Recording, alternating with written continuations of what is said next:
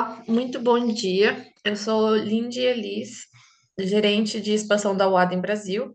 Sejam todos muito bem-vindos a este novo webinar organizado pela Wadem Prime Filial Brasil, a Escola Internacional de Negócios com 28 sedes nos Estados Unidos, presente em 11 países de língua espanhola na América Latina e agora também no Brasil.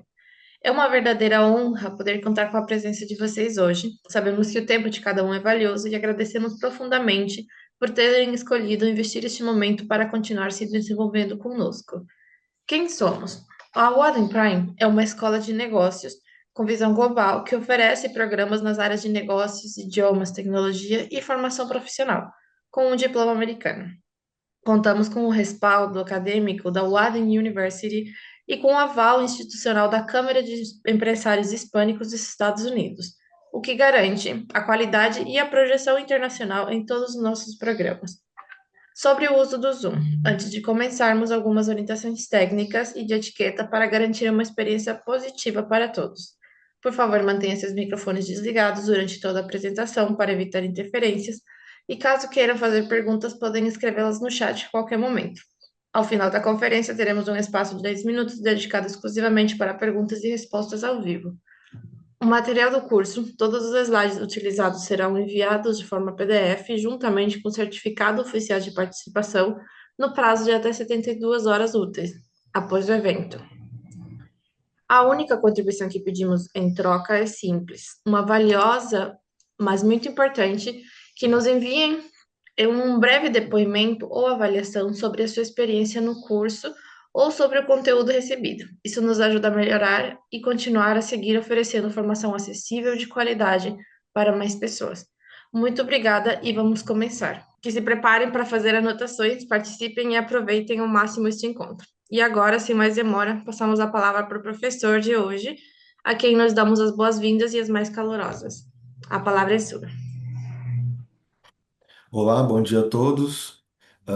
Eu me chamo Anderson Mosqueto, sou professor de inglês, já com uma longa carreira, nesse mercado.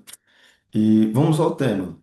Bom, hoje nós estamos falando sobre, podem acompanhar o slide comigo, English Mistakes that Instantly Reveals You're Brazilian. Ou seja, erros de inglês, sejam erros de pronúncia ou da própria gramática, da forma que é usada, que entregam a nacionalidade daquela pessoa que fala, e mais especificamente brasileira, ou seja, erros que são comuns para brasileiros quando falando a língua inglesa. Esses erros são sempre advindos das nossas particularidades linguísticas, ou seja, da forma que nós falamos, da forma que funciona a língua, da nossa musculatura, vocal, que causam certas interferências na pronúncia da língua inglesa, ou seja, nós não estamos naturalmente treinados para pronunciar certas coisas, certas palavras em certos momentos. How to sound more natural, accurate and confident in English, from basic to advanced. Então aqui eu vou passar uma estrutura geral do que vai ser dito, mas vou passar de forma bem rápida, porque a gente já introduziu o tema. Introduction, recurring pronunciation mistakes, common grammar errors, stress pronunciation in nouns and verbs, sounds, short vowels, short and long vowel sound, pronunciation of regular and irregular verbs in the past, false cognates, advanced vocabulary, and mastery of phrasal verbs. Vamos lá. Introduction. Greetings. A real story.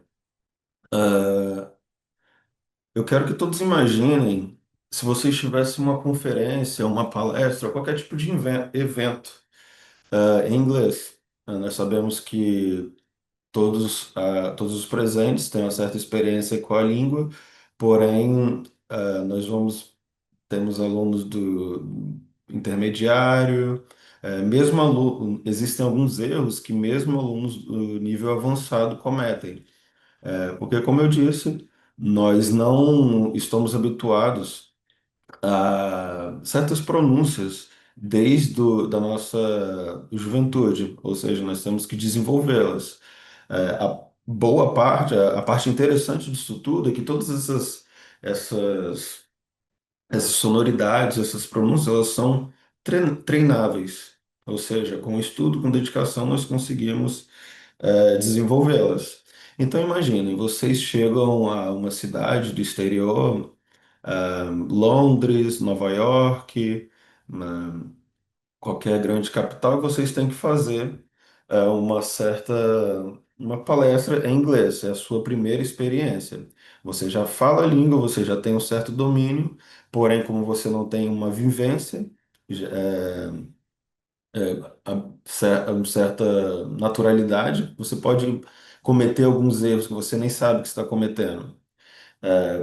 É importante dizer que existe uma diferença muito grande entre pronúncia e sotaque. São coisas diferentes. Nós aqui no Brasil, nós temos uma cultura de emular o sotaque dos nativos, assim, de pessoas naturais, sejam da Inglaterra, dos Estados Unidos, e é algo que não é muito comum mundo afora. Cada pessoa falante de inglês como segunda língua, é natural que ele use o próprio sotaque do seu país. Então, eu já tive a oportunidade de conhecer pessoas do mundo inteiro, é, em tempos de universidade e tudo mais, então alemães, pessoas da Alemanha, holandeses, belgas e tudo mais, falam inglês usando o sotaque natural da sua língua. Porém, a pronúncia, a depender do nível do falante, sempre tende a ser correspondente à oficial, para as pessoas se fazerem entendidas também.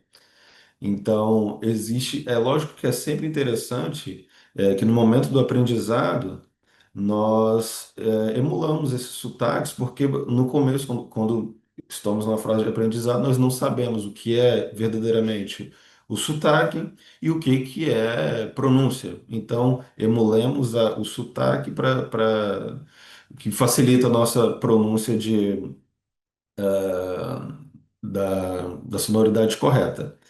Então, imagina, você chega numa palestra, você tem domínio do assunto, porém, após alguns minutos, a sua audiência percebe que você não é nativo. Não que isso seja um problema. O que importa sempre é o conteúdo daquilo que está sendo dito. Porém, a depender da situação, o seu sotaque carregado vai carregar algumas, juntamente com uma certa ignorância que o falante pode ter, como o falante de inglês como segunda língua pode ter, ele pode cometer alguns desvios que já vão para além de um sotaque que não é um sotaque de nativo, e para ser uma pronúncia incorreta. Então, aqui nós vamos passar diversos casos que isso pode acontecer. Então, dentro dessa palestra, você pode as pessoas vão perceber não só que você não é nativo, mas que também você não tem um domínio total das pronúncias corretas. Por quê? Porque o seu language background, assim, vamos botar dessa forma, ele é baseado ainda, carregado da sua língua nativa. E a sua língua nativa afeta a sua pronúncia, a sua comunicação dentro da língua inglesa. So, here we have a question. Did you know that studies show it takes only a few seconds of speech for a listener to guess someone's nationality?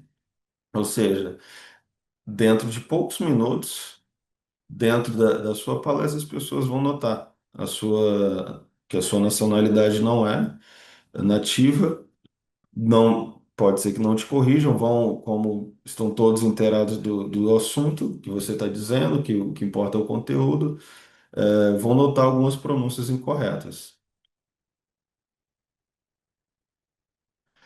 This is called the phonological filter. Your brains detect accent patterns and associate them with specific nationalities faster than we'll realize. Então, esses mistakes, esses erros que nós não nativos cometemos, eles podem não ser óbvios para a gente, porque nós não detectamos que estamos cometendo esse erro até o momento que nós tenhamos essa naturalidade, é, que não vamos colocar como fluência, mas vamos colocar como uma proficiência, assim dizendo. Então, o primeiro erro muito comum para brasileiros, quando pronunciando, quando falando em inglês, é a sonoridade do T8. T8 é uma sonoridade que não existe na língua portuguesa, assim como algumas outras. É algo que nós não desenvolvemos essa pronúncia dessa letra desde a nossa terna infância. Como eu disse, é tudo sempre algo treinado. Nós precisamos de desenvolver essa musculatura, nossa musculatura vocal, para emitir essa sonoridade que não faz parte do nosso vocabulário. Então, é muito comum, aqui eu botei dois breves exemplos, as pessoas pronunciarem this como se fosse these. É muito comum também que as pessoas pronunciem como F. Então, uma frase como nós temos aqui, This is my brother, as pessoas, por não terem desenvolvido plenamente a habilidade de pronunciar o TH, pronunciarem como This is my brother. Perfeitamente compreensível, dentro de um contexto que você está tendo uma conversa com um nativo, por exemplo, ou por uma audiência qualificada, vai ser compreendido, porém soará rude, não soará porque não é a pronúncia correta.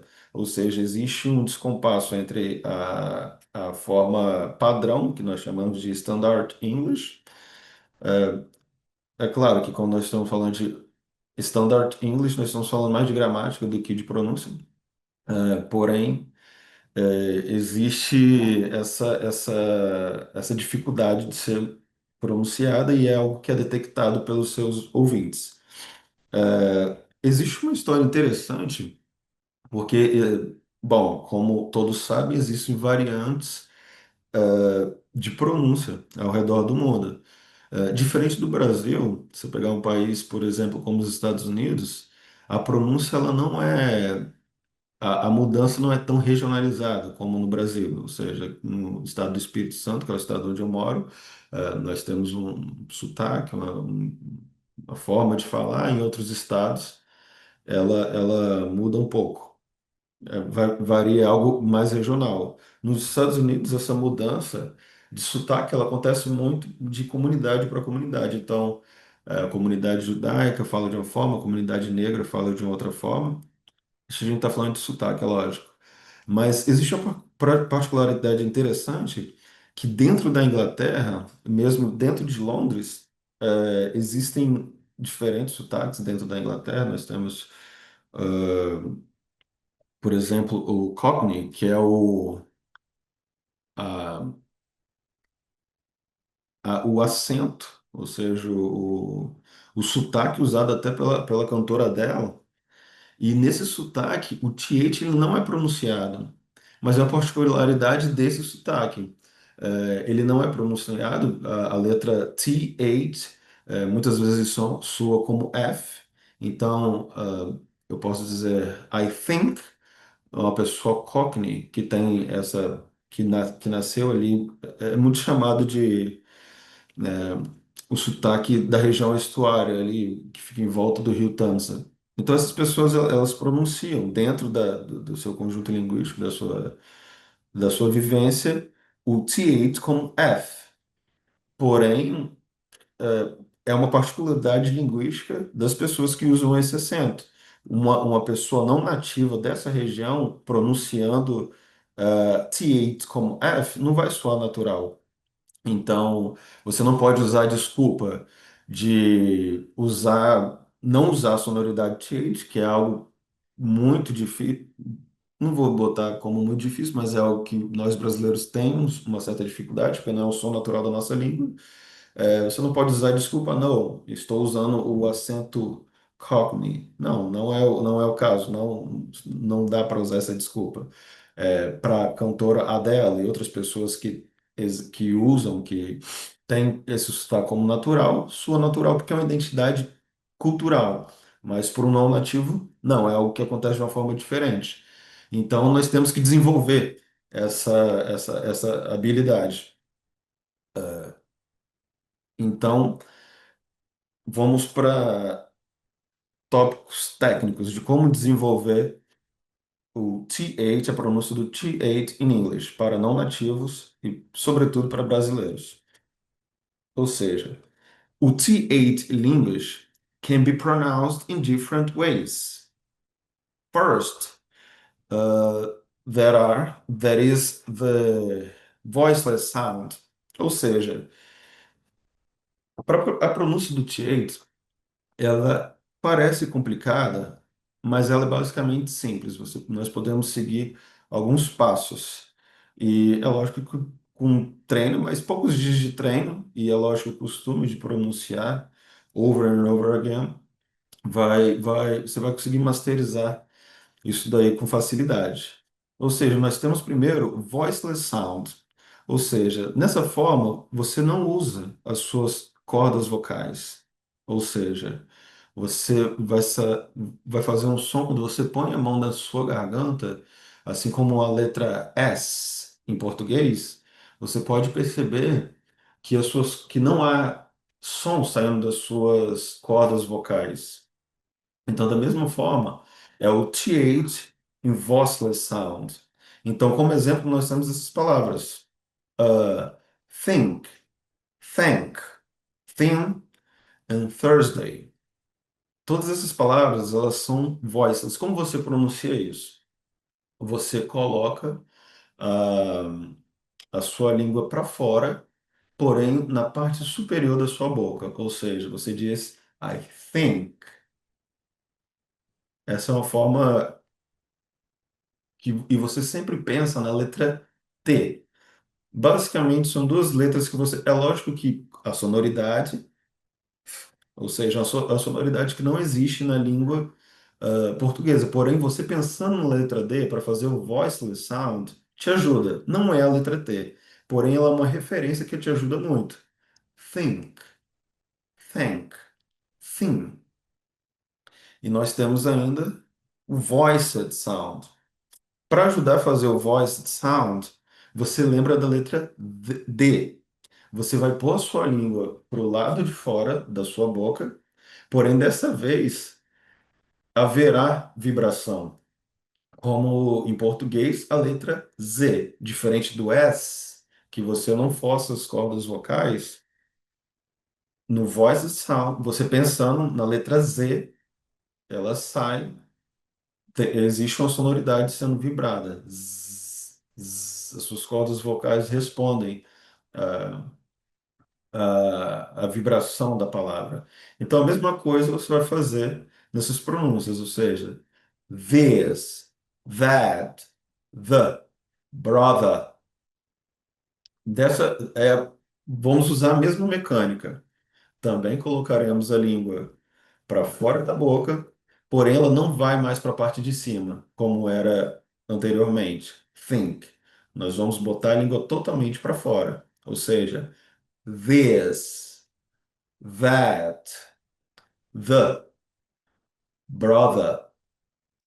Essa sonoridade, ela, como eu disse, ela é, ou seja, não é natural para nativos da língua portuguesa, porém ela pode ser desenvolvida plenamente de forma basicamente simples. Ou seja, uma técnica que eu sempre uso dentro de sala de aula, na verdade é um exercício que eu passo para casa para os alunos, é de você pegar, escreve uma palavra, por exemplo, this or that. Não faremos distinção entre voiced sound e voiceless sound. Pode ser qualquer palavra, porque você aprendendo uma, para você usar a outra, é simples, é só a posição da língua. Porém, você tem que saber como posicionar a sua boca. Sim, tirar som botando a língua para fora, que basicamente é o que faz sair o som do TH, é botar a língua para fora. Não existem muitas palavras em português que depende dessa estruturação bucal para ver pronúncia. Ou seja, você pega uma palavra, por exemplo, that. Você pega essa palavra e escreve no Google Translation. Bota uma vírgula e bota a palavra that de novo. Copia, cola, copia e cola várias vezes e você dá play. Ou seja, vai ter a palavra escrita dezenas de vezes, você dá play com o seu fone no ouvido e você repete junto a palavra this, dezenas de vezes. Você fazendo isso 15 minutos por dia durante uma semana já é mais do que o suficiente para você desenvolver a musculatura. É lógico que você vai desenvolver isso mais de uma forma melhor quando usando essa sonoridade em diferentes palavras, em diferentes sentenças no seu discurso. Ou seja, o dia a dia você vai já ter desenvolvido uma certa musculatura, porém você pode esquecer, porque você precisa, às vezes, pensar quando você, durante o discurso que você tem que pronunciar aquela sonoridade que você já desenvolveu. Então, com o tempo, ela vai se tornar natural. Porém, para desenvolver a musculatura e você aprender a sonoridade, esse exercício de copia e cola no Google Translation é mais do que suficiente. Para você ter maestria com isso, é a sua conversação sendo desenvolvida ao longo das suas aulas de conversação, ao longo das suas conversas com pessoas em inglês, sejam nativas ou não. E à medida que você escuta, você olhar para a boca da pessoa que você está falando é sempre algo interessante, que vai sempre te ajudar. Você vai ver como ela está tá pronunciando. Isso aí é muito usado para quem faz técnica vocal. Músicos, geralmente, seja o instrumento que você toca, você sempre acaba aprendendo um pouco de canto, técnicas de canto, e técnicas de canto são bem desenvolvidas olhando o formato da boca, o posicionamento da língua. Então, para aprender pronúncias, sobretudo em inglês, que como vocês já podem ter percebido, estudando gramática, e gramática não é algo, um bicho de sete cabeças, é lógico que existem algumas particularidades, mas o que tem de mais desafiador, sobretudo para nós brasileiros, é a questão da pronúncia. Então, o seu desenvolvimento ao longo do tempo que você, a partir do momento que você aprende a usar, mas para você ter essa maestria de ter isso no seu vocabulário, ao longo dos meses você consegue desenvolver isso. Então, o maior desafio dentro das pronúncias, que existem várias diferentes particularidades para desafios para brasileiros que são falantes de português, no caso todos, né, como língua nativa. Essa é uma forma de você desenvolver o TH. Nós temos também a diferença dos sons de vogais. Diferentemente da língua portuguesa, a- as vogais em inglês elas têm dois sons. eu coloquei aqui no slide um padrão que nós podemos utilizar muito bem como um bom exemplo. Ah, deixa eu só. Pensamos na seguinte situação. Imagine que vamos pegar a palavra ship. Existem duas palavras que são pronunciadas de forma muito semelhante. Porém, a escrita é diferente. Porém, para não nativos da língua inglesa, demora até muito tempo de contato com a língua para você perceber que essa sonoridade é diferente. Ou seja, a palavra ship, que significa navio, e a palavra sheep, que significa ovelha. Então imagine, você está conversando com uma pessoa que já tem ou mais domínio da língua inglesa que você, ou que é nativa, e você diz, I bought a sheep to travel to Europe.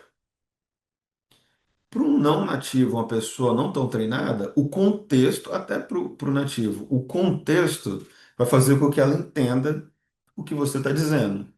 Contudo, como a pronúncia está incorreta, vai soar, vai entregar a sua nacionalidade, ou pelo menos que você não é nativo na língua inglesa.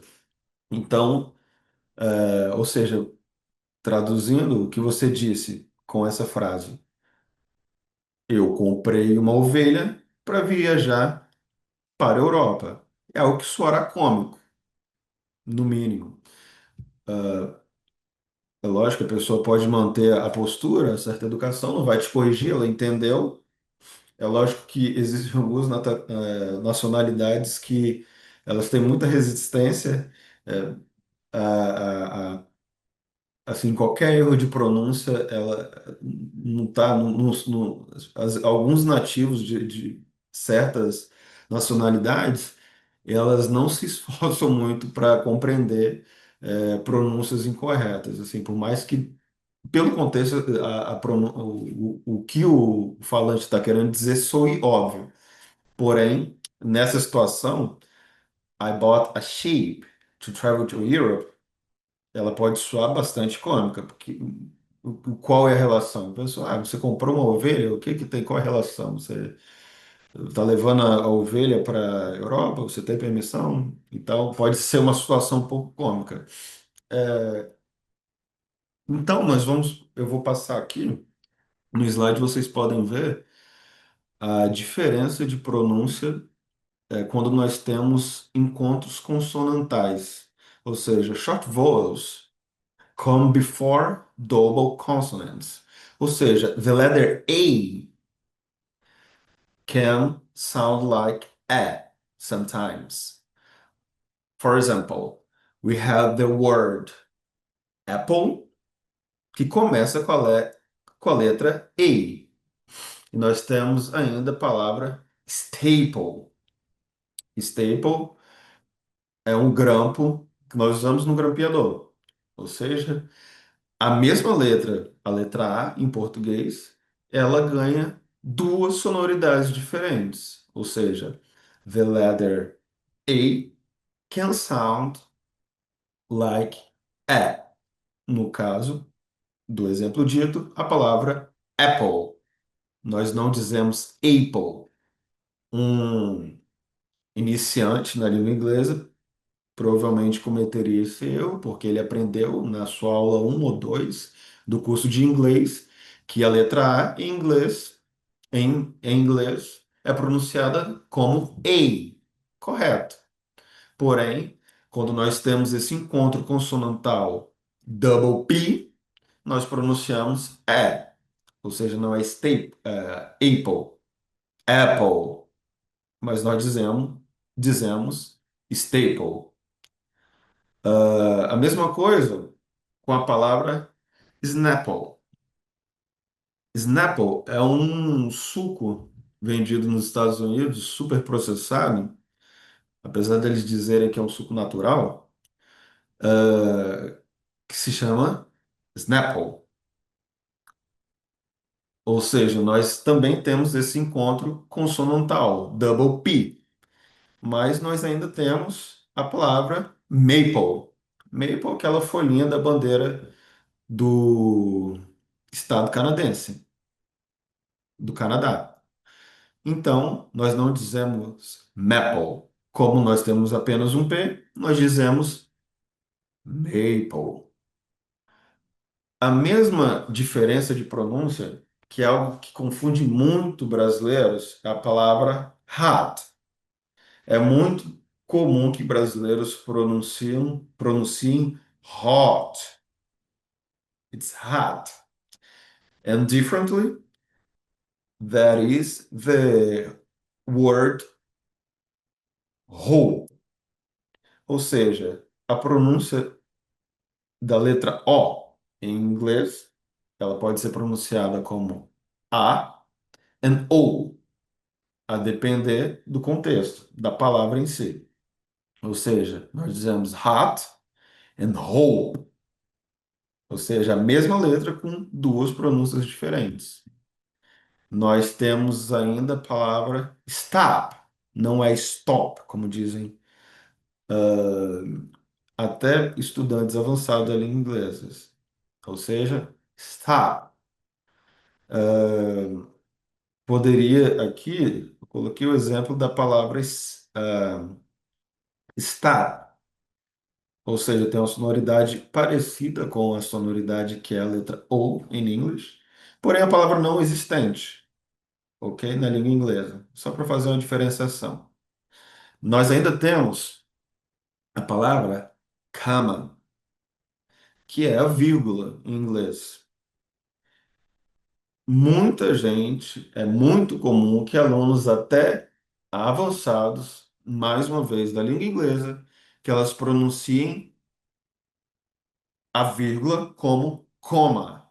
But it's not comma, it's comma. Coma é aquele estado vegetativo que as pessoas ficam após um traumatismo craniano, algum tipo de acidente. Ou seja, são coisas muito diferentes. E é um erro muito comum para falantes da língua portuguesa.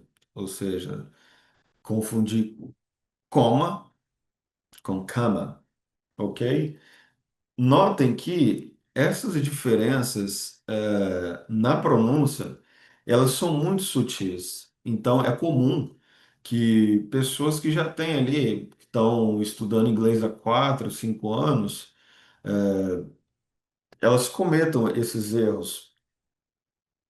Sobretudo, se você não tem contato com pessoas nativas, porque é até comum que mesmo professores que têm o domínio total da gramática deem um deslize dessa natureza. Então, é algo que nós temos que tomar muito cuidado.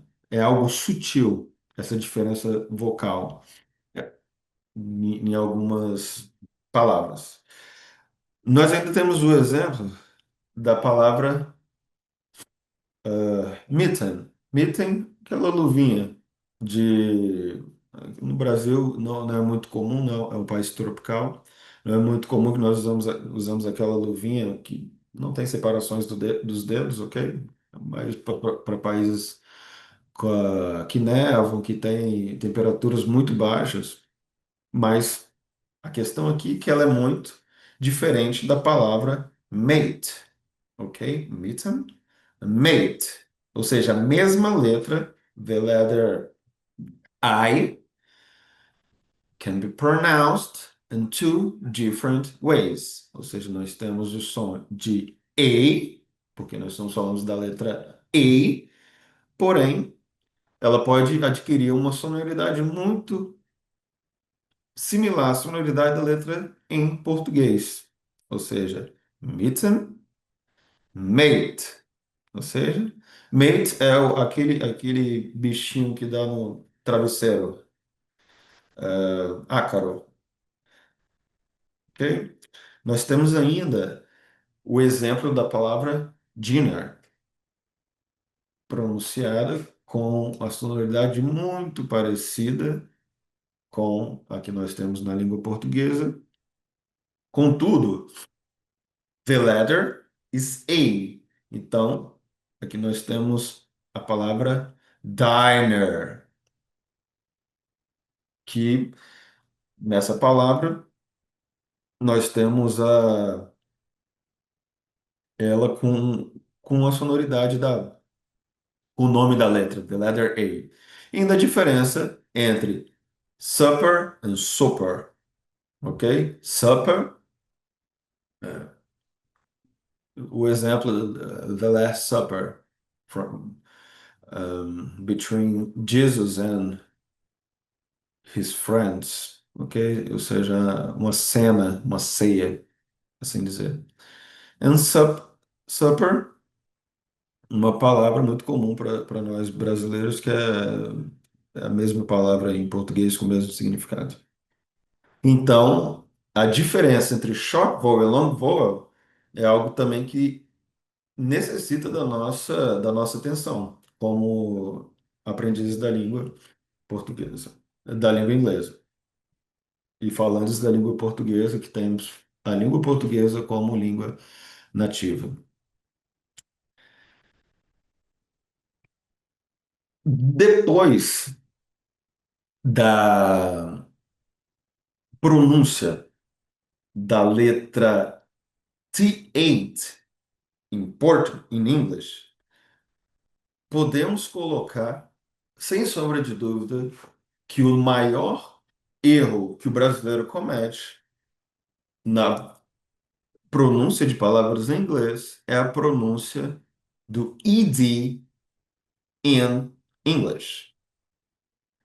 É algo bastante comum mesmo para alunos avançados da língua inglesa. É algo que não soa natural mesmo para pessoas que estão morando, por exemplo, nos Estados Unidos e na Inglaterra há bastante tempo. É algo que não soa natural e é algo que tem que ser treinado, até mais do que o TH.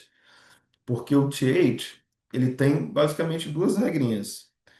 AD, it can get three different sounds with a lot of different examples. Ou seja, when it comes to pronounce ED in English, we have three sounds. It can get the sound of T, D, and ED. Primeiro, nós temos o exemplo da palavra worked. Ou seja, nós temos no final o ed, porém, nessa palavra, e eu vou dar exemplos com outras letras, nós pronunciamos com o final T. Worked, asked, for example. Nós ainda temos o exemplo da palavra played. No final, adquire a letra D. E wanted, que é uma eu acho que é a palavra que eu mais vi sendo pronunciada errado no Brasil, ou pelo menos por brasileiros. É muito comum que o brasileiro diga wanted, wanted, mas nós dizemos wanted, wanted.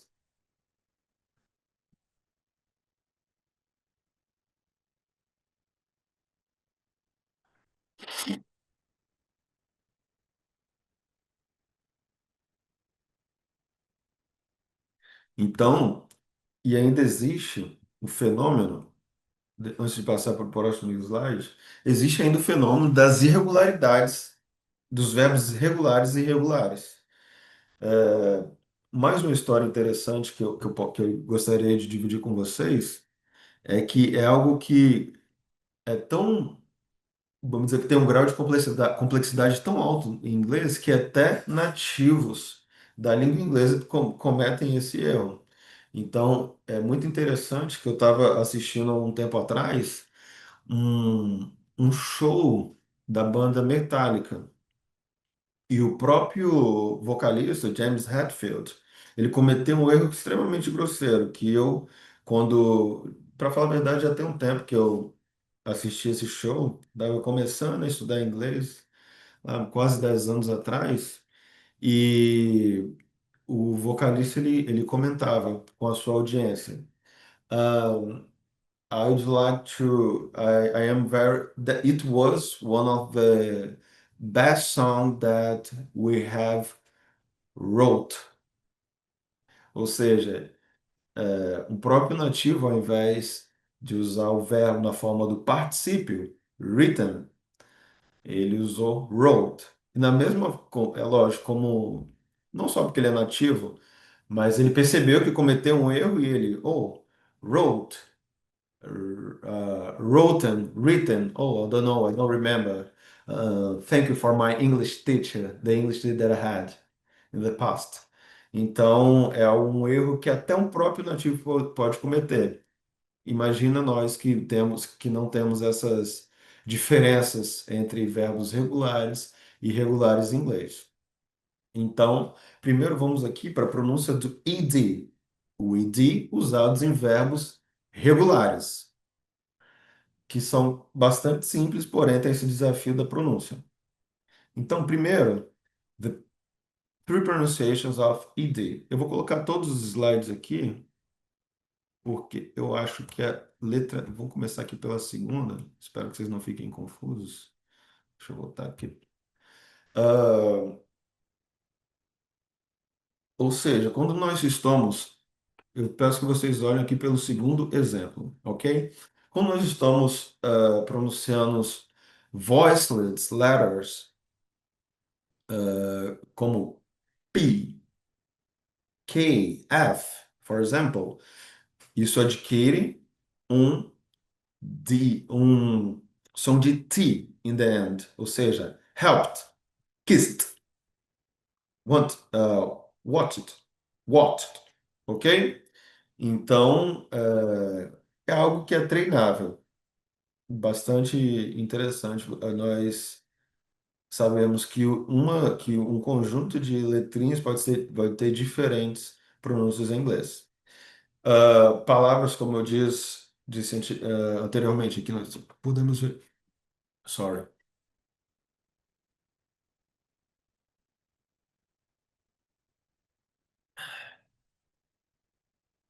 Nós podemos colocar aqui o exemplo da palavra ah, wait, ok? Wait.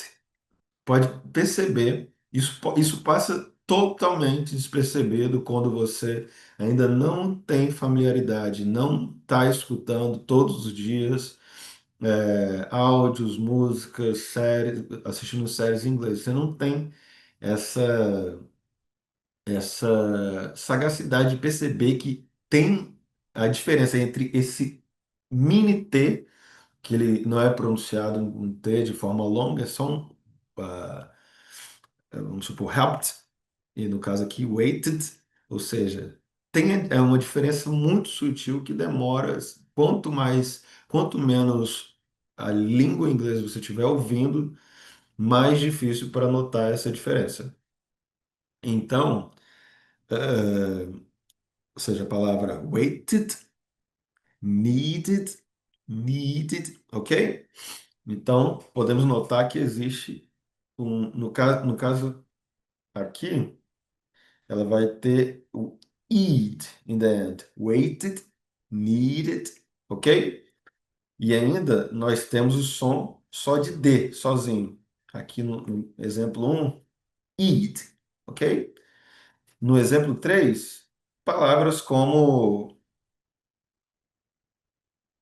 É interessante notar, porque o exemplo um é o caso mais simples. Por quê? Palavras terminadas em T ou D.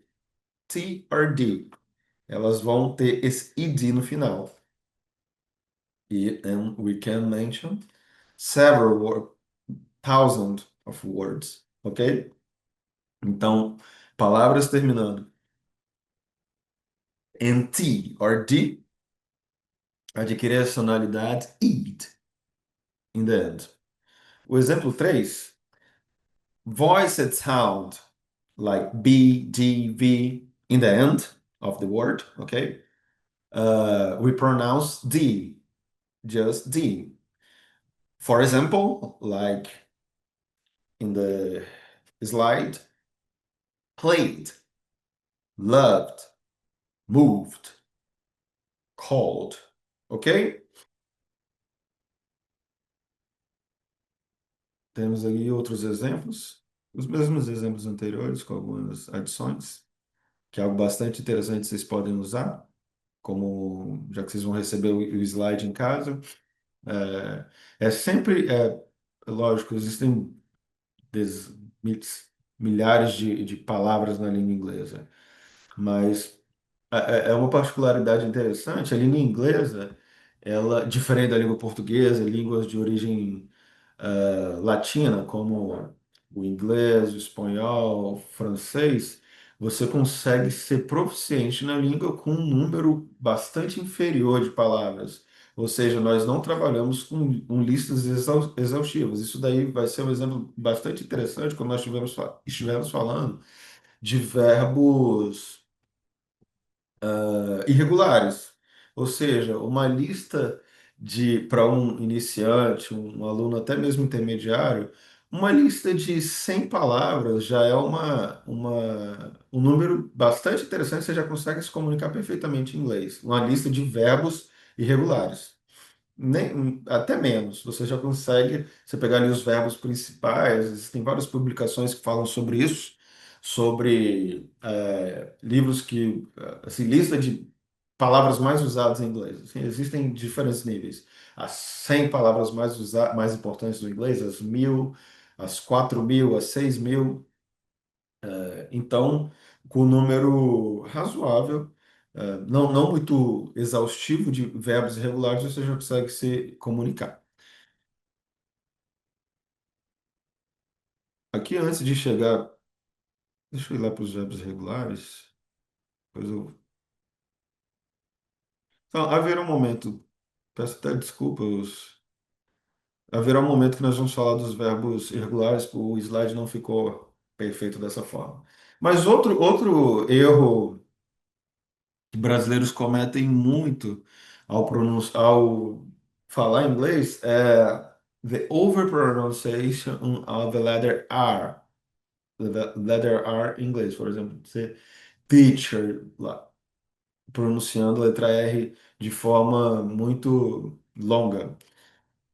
Outra, por exemplo, é você inserir a, a letra, quando pronunciar palavras como school, pronunciar de uma forma que, como se fosse um IS, né? Em português, não é muito comum palavras começadas com um S, como nós podemos, um S sozinho, sem uma vogal, sem ser precedido por uma vogal.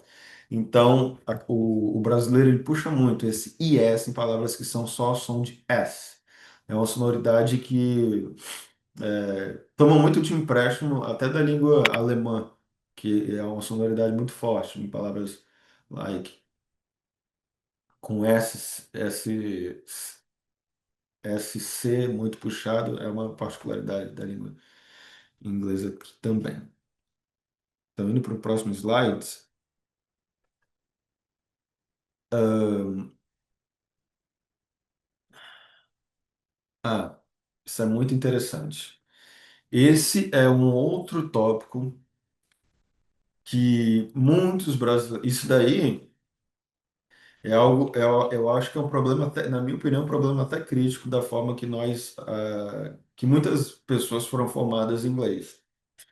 Porque é comum ter uma aula que é só feita para a pronúncia do TH in English, a pronúncia do ED in English, mas a pronúncia, a diferença entre substantivo, noun and verb in English, a depender da sílaba tônica, da stressed word, é o que às vezes, em muitos casos eu já vi, passar despercebido. E uma situação bastante complicada porque muda o sentido da palavra a depender da sílaba tônica. Eu me lembro de uma situação que eu tive na minha época de faculdade que foi bastante interessante, que eu fiz muito parte de grupos de apoio durante a faculdade e centro acadêmico e tudo mais, e eu fui responsável por gravar, filmar conteúdos, palestras dentro da universidade, no curso de Relações Internacionais, e gravar esses conteúdos para deixar na plataforma da universidade, do curso e tudo mais.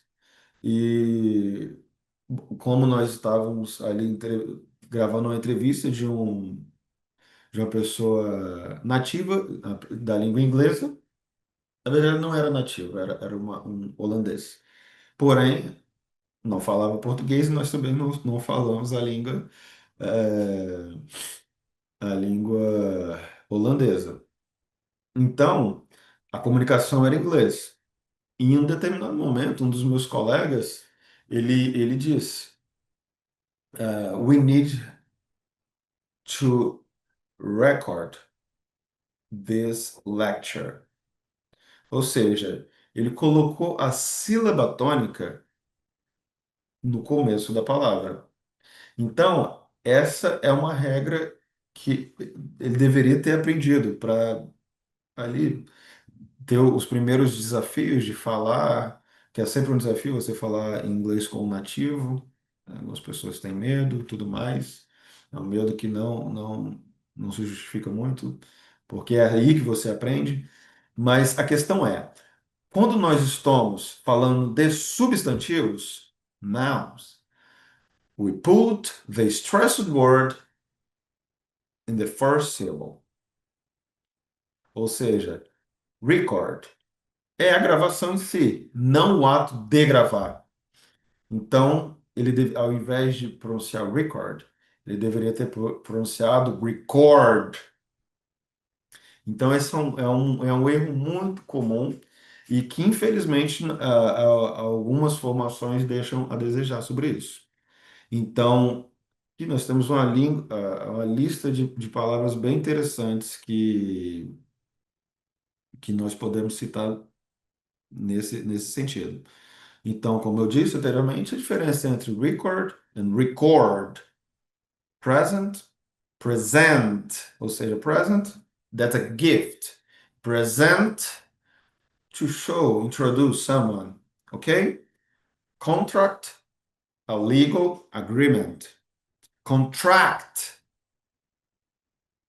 you hire someone, okay? Make an agreement with someone. Produce, fruits, vegetables, produce, to make and create something, okay? Insult, an an offense, a remark, a reference remark someone can tell you. And insult é o ato, ou seja, sempre a diferença entre substantivo e verbo. Ou seja, estamos falando de substantivo? First, uh, first part of the word, ok?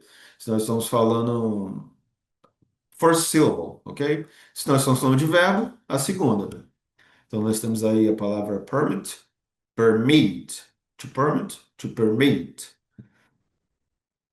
Reject, reject, discard item, reject, to refuse, ok? E nós temos aí vários exemplos.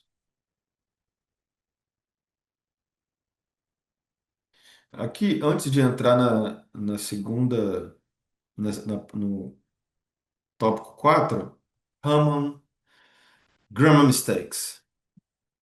Some grammar mistakes. Uma confusão que nós fazemos muito aqui, como falantes do português, é a confusão entre present perfect e simple past. Por que essa confusão? Essa confusão, ela acontece principalmente pelo fato do present perfect não existiu na língua portuguesa. Ou seja, a ideia de present perfect, que, saibam, é uma conexão entre algo que aconteceu no passado e o presente, essa noção não existe na língua portuguesa. Então, no português, a ideia de simple past ela é presente. Ou seja, quando nós um futuro, um passado finalizado. Ou seja, algo que aconteceu no passado ficou no passado.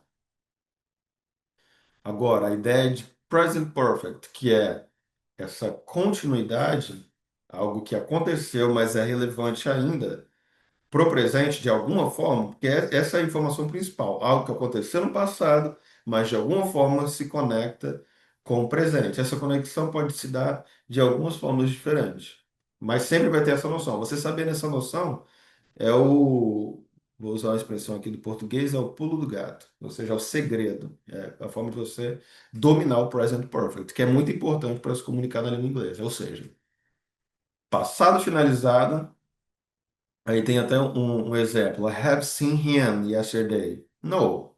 If I said it happened yesterday, it means that it's finished. Ou seja, se eu disse que é algo que começou, que aconteceu ontem, então quer dizer que eu estou especificando quando. E no present perfect nós não especificamos quando. Por quê? Porque não está finalizado. You can say, I have studied English for 2 years. Ou seja, você começou 2 anos atrás e hoje, no presente, você continua estudando. Está fazendo o curso ainda. Sempre haverá essa conexão entre passado e presente. Ou seja, vamos supor, você chega, o professor pede para você fazer um exercício na sala de aula. Você não vai, ele pergunta, quando ele vai te perguntar se você finalizou o exercício, ele não vai usar o simple past, did you finish? Por quê? É algo que você já a ideia é se você finalizou.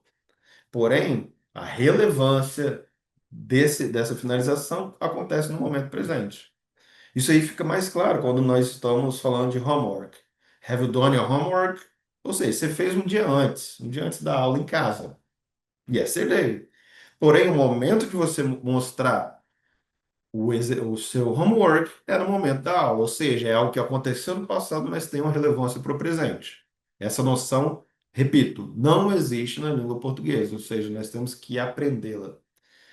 E com isso, toda a estrutura. Nós precisamos do sujeito, do verbo auxiliar have or has, depends on the subject, ok?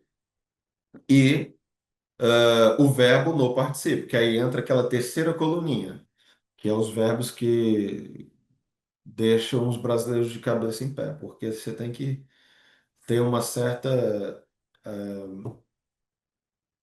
habilidade decorativa de decorar no começo. Mas eu vou passar uma técnica aqui para você decorar verbos irregulares no past participle. Então, se eu estou querendo dizer algo que aconteceu antes, I saw him yesterday, ok? Outro erro comum, e aí é algo que também é algo preocupante, porque é algo não tão óbvio, é algo que confunde muito o brasileiro, é a questão do uncountable noun.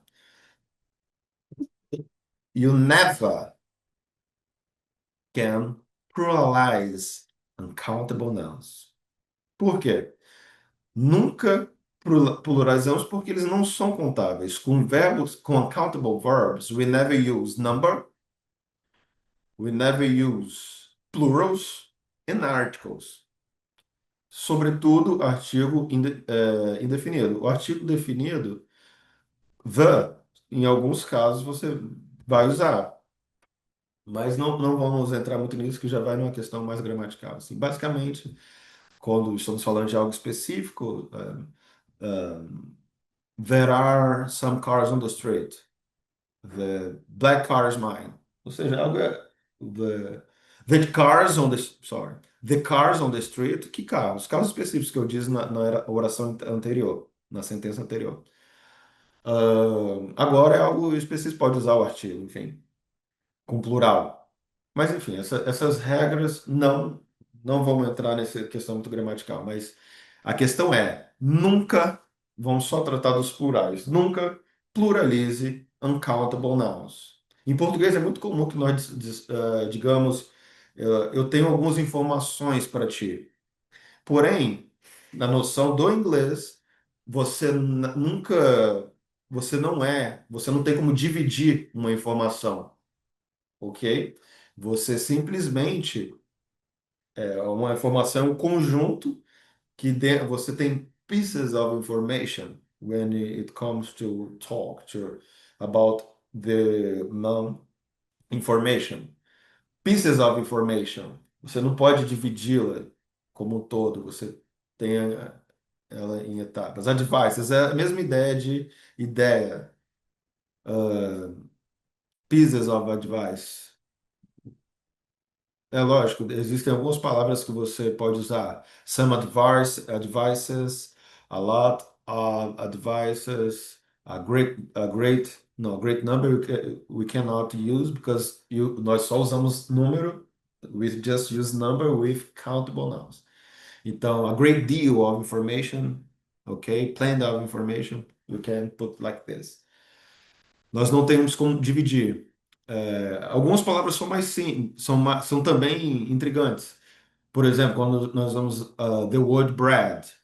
No Brasil é muito isso aí é difícil de você botar na cabeça de um brasileiro. Porque como assim? Porque aqui no Brasil nós comemos o pão como unidade. Ou seja, você vai ali e você compra unidades de pães.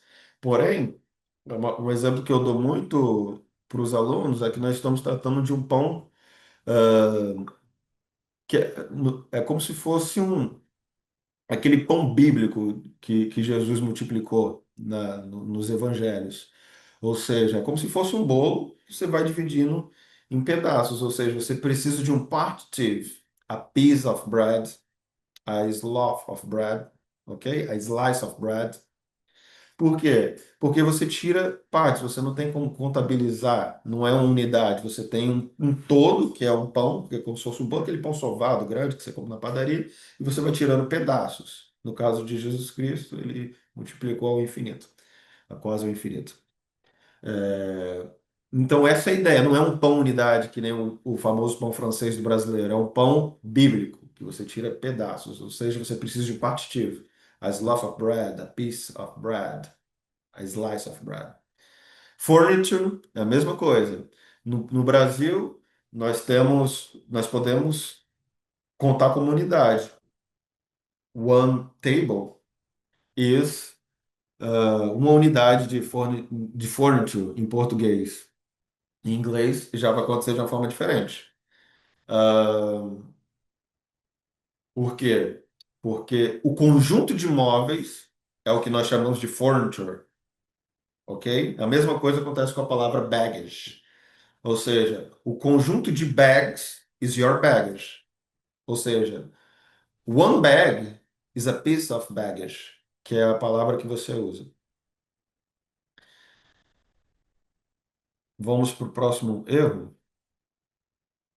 False friends. Here we are talking about false cognates. Ou seja, palavras que são muito parecidas com o português, mas que têm significados totalmente diferentes. O erro mais comum, mais que os brasileiros cometem com false friends é a questão do verbo, da palavra actually. Porque no português nós temos uma palavra muito similar, que é a palavra atualmente. Contudo, o significado é totalmente diferente. E esse é um erro que, assim, nós podemos dar 100% de certeza que o aluno vai cometer esse erro várias vezes até ele entender que são palavras que não têm o mesmo significado. Ou seja, ele vai dizer, Actual, where are you living? Actually, I am living in Vitória, Espírito Santo. Actually, I am living em New York. Ou seja, é a palavra que faz sentido, é uma frase que faz sentido, porém, em um outro contexto você poderia colocar isso. Like, for example, do you live in New York? No, actually, I live in Los Angeles. Por quê? Porque actually is the same thing you say in fact. In fact, I live in Los Angeles, not in New York. The next false friend, pretend. Esse é um erro que todo mundo vai cometer um dia. Todo young learner will commit. Vai cometer esse erro. Ou seja, pretend não significa pretender. Para dizer pretender, como nós dizemos em português, nós vamos usar the verb to intend. To pretend is to fake, ok? Fingir. Então, outro erro muito comum brasileiro na língua inglesa. Sympathetic, muito diferente também. É diferente de simpático, ok? It means compassionate, ok? Do you feel things for people? Do you feel sorry for people? You can put yourself in other people place. Outro erro muito comum. Library é diferente de livraria. Library is like um, it means. Tá errado no exemplo aqui.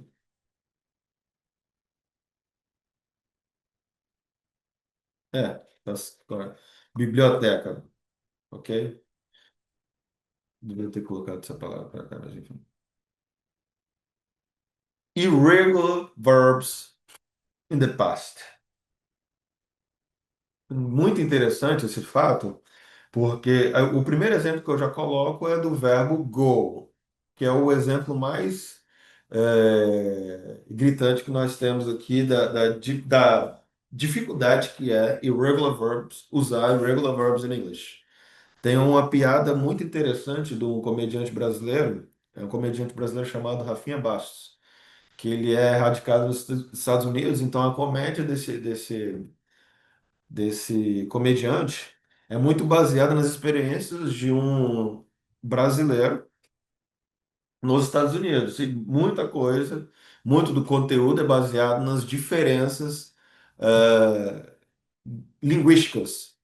Então, tem várias coisas que nós poderíamos citar, mas aqui ele é uma coisa que ele diz: irregular verbs in English, like the past of the verb want is wanted. The past of the verb work is worked. Aí podemos colocar até verbos irregulares, assim, que é o fruto que é o que a gente está estudando agora. Ou seja, você dizer the past of the verb say is said é intuitivo? Não tanto, mas faz bem mais sentido. Mas quando você pega, por exemplo, o verbo go, por que o passado do verbo go é tão diferente? Went. Ou seja, muito complexo, assim, nada intuitivo. É o exemplo mais gritante. Ao lado, no slide, vocês podem perceber que tem eat, ate. É intuitivo? Não, mas é similar. Existem as mesmas letras que estão na palavra eat, estão na palavra ate. Então ele faz uma piada. Por que o verbo went, que é o go in the past, não é o passado de want? Então é bastante interessante. É lógico que eu não sou comediante, não vou conseguir passar a mesma carga de comédia dele, mas enfim. Ah, ou seja, nós temos aí um exemplo, outro exemplo interessante, que é da palavra, do verbo to read. Ou seja, no passado, aqui to read é um verbo irregular, no passado a escrita é a mesma. Ou seja, Isso daí é outro erro cometido até por alunos que já estão aí estudando há bastante tempo e já têm bastante experiência. Porque, poxa, se está escrito da mesma forma, por que vai mudar o som? Isso passa despercebido. Tem aluno que aprende, desaprende, que esquece. É algo que tem que estar sempre sendo exercitado. Ou seja, to read, I read books every day. That's my case. I read books every day. But in the past, we have to say, I read book. I read a book yesterday. Okay? Or in present perfect. I have I have read books for many years, since I was 18 years old. Ou seja, a pronúncia que era read became read. Então aqui eu coloquei os verbos assim, alguns intuitivos, outros nem tanto. Do, passada did, que para mim, quando eu comecei a estudar inglês, eu achei super uma sonoridade que para mim não soava muito inglesa. Did, eu achava a palavra muito esquisita, então demorei para assimilar isso daqui. Went, como eu disse anteriormente, algo mais intuitivo, porque as mesmas letras de get estão em got, então o próximo exemplo é um pouco mais intuitivo. Feel, felt.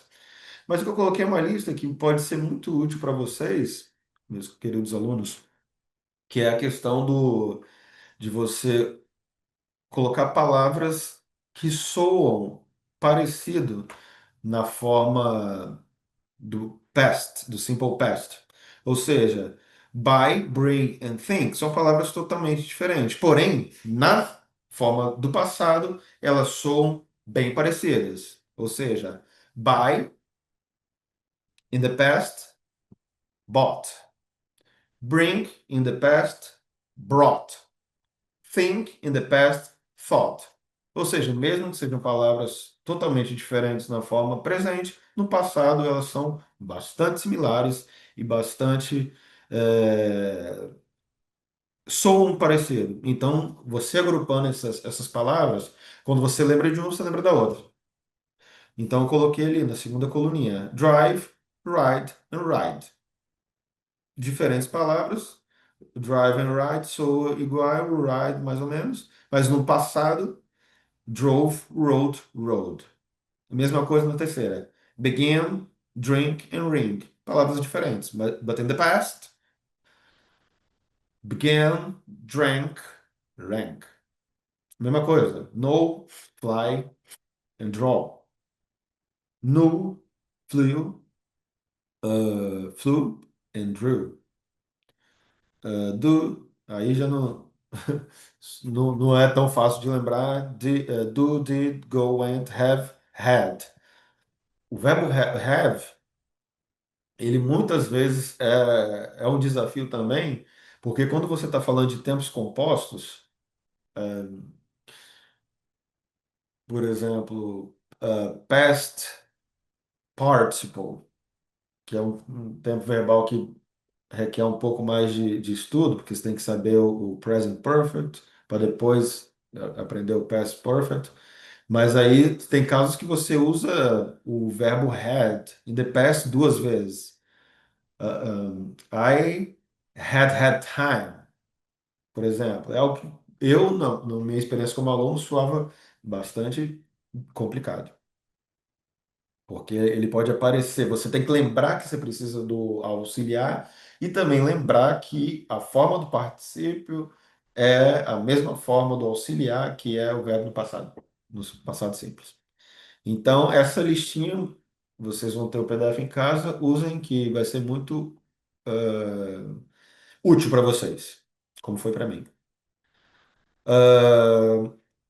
Advanced Vocabulary Pitfalls Strategy. Isso aqui é muito importante, sobretudo para alunos. Por quê? Imagina que você está durante uma conversa de negócios, algo que a mensagem seja transmitida a partir da língua inglesa. There are a lot of words you can use. Mas para você soar de uma forma, não só soar como nativo, mas para você impressionar o seu ouvinte, é interessante que vocês usem palavras que não são óbvias. Ou seja, por que não, ao invés de very good, outstanding, excellent? Aí, nós vamos ali para a questão entre extreme adjectives, mas esses extreme adjectives, eles soam bem mais. Eles elevam o seu nível de, de a sua habilidade de soar como de parecer um falante mais habilidoso, mais proficiente da língua. Eu posso lembrar de uma situação em que eu estava conversando com um examinador do IELTS. Ele é um examinador do IELTS e ele dando umas dicas de como passar nesse teste de proficiência, que é um teste de proficiência essencial para vocês que querem estudar na Universidade Britânica. Ele falando, olha, quando um aluno usa extreme, tanto que isso está até eu já tinha visto isso em vários manuais, vários materiais preparatórios, mas quando você usa um extreme adjective, ao invés de algo mais comum, você soa e você pontua. Uma outra coisa, quando você usa é, very acompanhado de um substantivo. For example, you can say, uh, for example, I, you can say something like this. I started this company many years ago, and this fellow, he has been with us since the very beginning. Então, você usar the very beginning, the very end, this very moment, é uma frase ali, uma collocation que você encontra até em trechos de Shakespeare. Então, é algo que eleva a sua habilidade de encantar o seu ouvinte. Ah, ou seja, você usar algumas collocations também é muito interessante. Ou seja, expressões fixas da língua inglesa. Make a decision. Vocês sabem que a palavra make tem uma outra palavra em inglês que tem um sentido muito parecido, que é o verbo do. E uma das dúvidas, é, como eu citei Shakespeare anteriormente, ser ou não ser, eis a questão. Do or make? That's the question. Ou seja, do or make? Essa é a questão. Quando usar um ou usar outro? Aí isso nós poderíamos, é algo que a gente poderia até aprofundar, mas assim, make a decision, do your homework. Make an agreement, do exercises. Então vão haver ali algumas regras que a gente vai poder citar, que poderemos aprofundar na diferença de do e make, mas não é o caso aqui. Mas, ou seja, usar combinações fixas da língua inglesa, ou seja, como o nativo fala na vida real. Ou seja, você não pode inventar collocation. Você tem que usar aquilo que já é standard dentro da língua. Por exemplo, em português, se você está, como que um nativo diria? Você está dirigindo de Vitória para São Paulo, você vê um acidente, como é que você vai relatar esse acidente em português?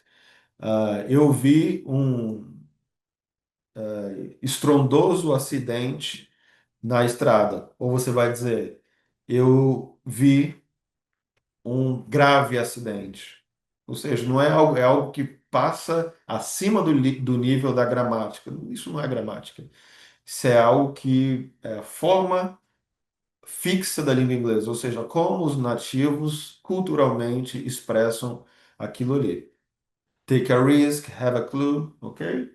todas as expressões fixas da língua inglesa. Isso aí é muito importante. Quanto mais existem alguns professores que gostam até de ensinar coisas muito coloquiais. Ah, para você soar como nativo, você tem que dizer assim. A palavra funciona dessa forma. Se você dizer assim, que não é nem a forma, o que nós chamamos de standard. Mas assim soa como o povo fala na rua. É lógico que se você estiver no ambiente de negócio, no ambiente acadêmico, eu particularmente não dou esse tipo de dica. Tenho uma certa fixação com a formalidade. I hate informality, but cada um com sua. Mas enfim, como o nativo fala na prática. Assim, quando você está falando de collocation, isso é muito interessante. Não de informalidade, mas como funciona na prática. Isso que vai te diferenciar e fazer você soar mais como um nativo. Não no sentido do acento, você não precisa de querer fingir que você é um americano, britânico, australiano, mas assim, de ter uma credibilidade de você estar no país, você domina a língua daquele país, você está falando com um nativo ou para uma audiência qualificada, você soar, não ter rusgas na sua conversação, ok? Então, enlarge your vocabulary more you want with extreme and very elaborated adjectives and collocations. Present advanced collocation, fixed collocations of the English language. And now let's talk a little bit about phrasal verbs.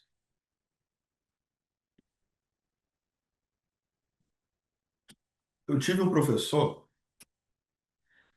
americano que ele me disse, eh, apesar de americano, é uma pessoa que tem um português, um dos melhores falantes de língua, entre os não nativos de língua portuguesa, um dos melhores, pessoa que mais dominava particularidades da língua portuguesa, o americano. E ele disse isso para mim em português, me ensinando phrasal verbs, da importância dos phrasal verbs. Ele disse: os phrasal verbs são a especiaria da língua inglesa. Olha que elegante, que expressão elegante que ele usou. Ou seja, falar inglês sem usar phrasal verbs, podemos colocar assim, é como você usar um terno, porém com a gravata torta. Assim, o nativo, o falante proficiente da língua inglesa, ele vai ter um vocabulário recheado de phrasal verbs, porque eles são usados todo o tempo, every single day, in all moments. Ou seja, ao invés de dizer enter, get in, ao, dizer, ao invés de dizer leave, get out. Ou seja, eles são bastante usados e tem phrasal verbs bastante interessantes, assim. Se houver alguém que ainda é leigo sobre a composição dos phrasal verbs, o que é um phrasal verb? Phrasal verbs é a combinação, phrasal verb é a combinação de um verbo, porque ele é um verbo, porém, junto com esse verbo, existe outras classes, outras classes de palavras que nós vamos chamar de particle. This particle can be an adverb, or a preposition, or both. For example, I can say turn, ok? Turn, verb turn, que é simplesmente você está dirigindo por uma via, you can turn right or turn left. É um verbo com o seu significado próprio. É lógico que pode ser usado em outros contextos.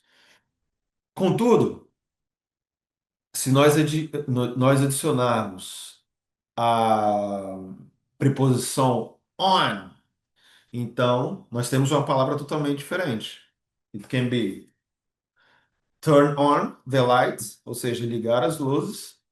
Nós podemos colocar ainda aí já no caso a palavra off, que aí desligar as luzes. Ou seja, essa partícula vai mudar totalmente o significado da palavra turn. E isso você pode usar ou um advérbio ou uma preposição, ou os dois. Por exemplo, o phrasal verb put up with, que é, é o que soa muito bem, na minha opinião. Assim, o phrasal verb bastante interessante, put up with, que é basicamente to tolerate.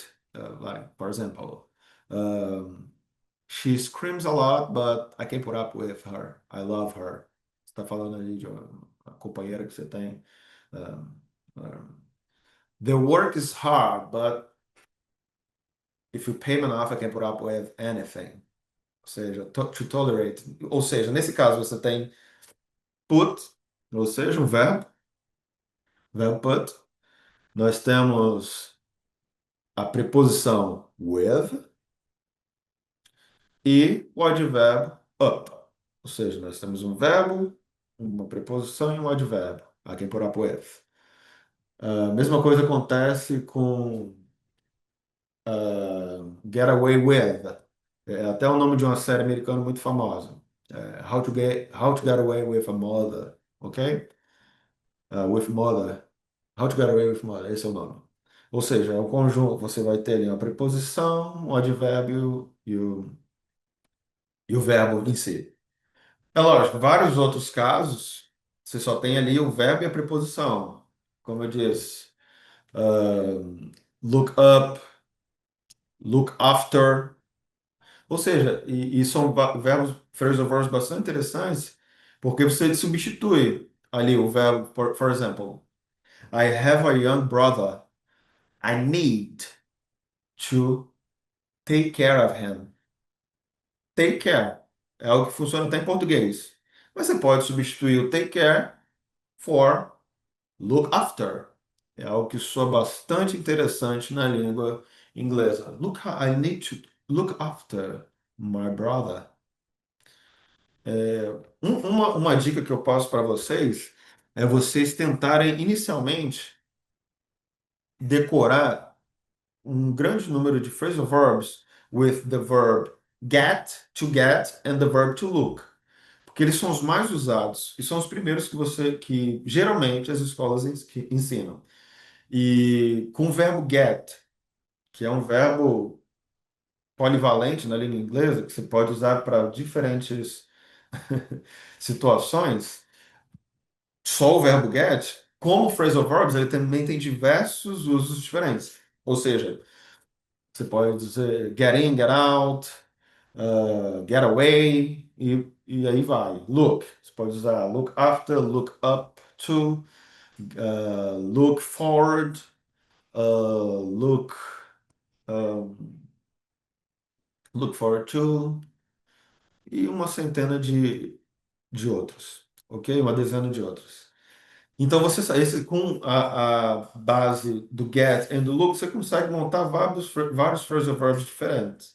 E com o decorrer da sua aprendizagem, você vai adquirindo outros. Tem vários phrasal verbs interessantes. Bring up é um phrasal verb muito interessante, que é o processo de você criar, educar uma criança, por exemplo. The phrasal verb. Deixa eu pegar na memória aqui algum outro que pode ser interessante. What out? Like, pay attention. What out? E por aí vai. Os phrasal verbs, repetindo, são a especiaria, como repetindo o meu professor de inglês, que eu tive lá atrás, muitos anos atrás.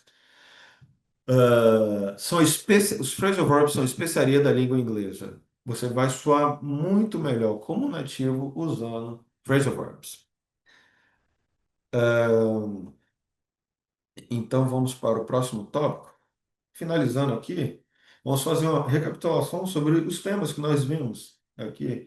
Todos são dicas bastante úteis e diria até essenciais para suar, para não entregar que você é um brasileiro, não que isso seja um problema, mas, ou seja, para que a sua comunicação em inglês seja mais eficiente. Por quê? Existem erros, cada nacionalidade vai ter a sua dificuldade na pronúncia. O norte-americano, ele tem muita dificuldade com os nossos artigos. É algo bem mais rico, com a diferença entre palavras femininas e masculinas. Ou seja, a língua inglesa, ela tem certas particularidades que vão de encontro com as particularidades da língua portuguesa. Então, o falante de língua inglesa vai ter específicas dificuldades ao aprender português. O intuito dessa palestra foi as particularidades da língua portuguesa que podem interferir na sua comunicação em inglês, na sua pronúncia, em tópicos gramaticais. Então, primeiro nós falamos ali sobre pronunciation of T8, ou seja, palavras como I think, my thoughts, with. Então, as diferenças entre o voiceless sound and voiced sound, ok? A pronúncia do ED em inglês, asked, worked, ok? Vocês viram a diferença entre voiceless, voiced, eh, sound. Algumas dicas muito interessantes foram passadas. Stressed word depends on the class of the word. If it's singular, we use the stressed word in the first syllable. If it's a verb, in the last. I have a, there is a visit in my house. I need to visit my mother. Okay? Depends on the word, the pronunciation will change. The stressed word will change. Ok? Então, outra dica. Stressed word depends on the class. Long and short vowel. Ou seja, toda vogal em inglês tem dois sons diferentes, um longo e um curto. Hoje nós olhamos a diferença em palavras longas e curtas quando você tem ali o contraconsonantal. Aqui nos nossos exemplos com a letra P. Ou seja, a diferença da pronúncia da letra E. Nós dizemos apple, not apple. E nós dizemos staple, not staple. Ok? Nós ainda passamos pelas past tense também, a diferença entre verbos regulares e irregulares, como decorar os verbos irregulares. False friends, ou seja, palavras que são muito comuns na língua portuguesa, que têm equivalentes que são muito parecidos na língua inglesa, mas que não são a mesma palavra, a mesma palavra não tem o mesmo significado, ok? Então, tomemos muito cuidado com isso daí também. The importance of the usage of advanced vocabulary, advanced adjectives.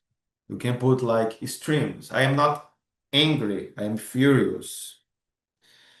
I am not happy, I'm excited. Okay? She's not beautiful, she's gorgeous. Ok? Isso vai fazer vocês soarem mais. ah, Primeiramente, uma forma de vocês enriquecerem o vocabulário de vocês. E isso, sobretudo em provas de proficiência, isso é muito importante. É uma dica que está nos manuais e é uma dica que também, como eu disse, foi me dita por um examinador do IELTS. A importância, e falamos também da importância de dominar phrasal verbs. E os phrasal verbs, existe uma quantidade enorme. Você não, a mesma forma que você tendo uma lista razoável, isso para quem trabalha, depende do método que cada um estuda, Mas você tendo uma lista razoável de ah, verbs, the past participle form of the verb, uma lista razoável ali com algumas dezenas ou centenas, poucas centenas de verbos. Não que você vai decorar tudo, mas assim, é uma lista que você visita e revisita periodicamente, você já consegue se comunicar bem. A mesma coisa, assim, a língua inglesa, com 4.000 palavras, você já consegue se comunicar de forma eficiente. Não é que nem a língua inglesa, e não é, perdão, como a língua portuguesa e a língua espanhola, que você precisa de um número bem maior de palavras para você se comunicar. Francês, enfim, a quantidade de palavras que você tem que saber para se comunicar, ela mais do que triplica. Mesma coisa no espanhol, no português. No inglês, não. E phrasal verbs é uma parte do vocabulário da língua inglesa, mas você com uma lista ali de algumas dezenas e até centenas, você já se comunica muito bem em inglês. E é lógico que a quantidade de phrasal verbs, ela beira, não vou dizer que beira o infinito, porque seria um exagero, porém existe uma lista bastante considerável de verbos existentes. Verbos que já caíram, phrasal verbs que já caíram em desuso ou que são usados em contextos muito específicos. Por exemplo, eu tenho um dicionário que eu nem trouxe, não está aqui para mostrar, mas é um Oxford só sobre, dessa grossura, só sobre phrasal verbs, ou seja, a lista é interminável, mas existe algumas coisas muito particulares que vocês não vão usar, porque são coisas que pertencem a setores de trabalho, áreas acadêmicas, enfim. Com a lista razoável de phrasal verbs, você já consegue se comunicar. Mas a questão é, eles são muito importantes para soar como um nativo e ter mais autoridade, seja nos negócios, seja no mundo acadêmico e tudo mais. Ah, closing. ah, Speaking English, speak good English doesn't mean sound native. Muito importante essa frase. Não é para soar como nativo. It means be clear, confident and smart. Ou seja, com essas dicas, você vai conseguir afastar de você todas as dificuldades naturais que o brasileiro tem ao falar inglês. Coisas que nós não viemos preparados de berço. Todos os tópicos ditos anteriormente. Ok? E é isso, pessoal. Agradeço pela atenção, vocês terem é, compartilhado essa manhã aqui com nós da Udemy Prime. E estou ansioso para o nosso próximo encontro. Espero que seja muito em breve. Tenha um ótimo final de semana e nos vemos na próxima. Um beijo para todos.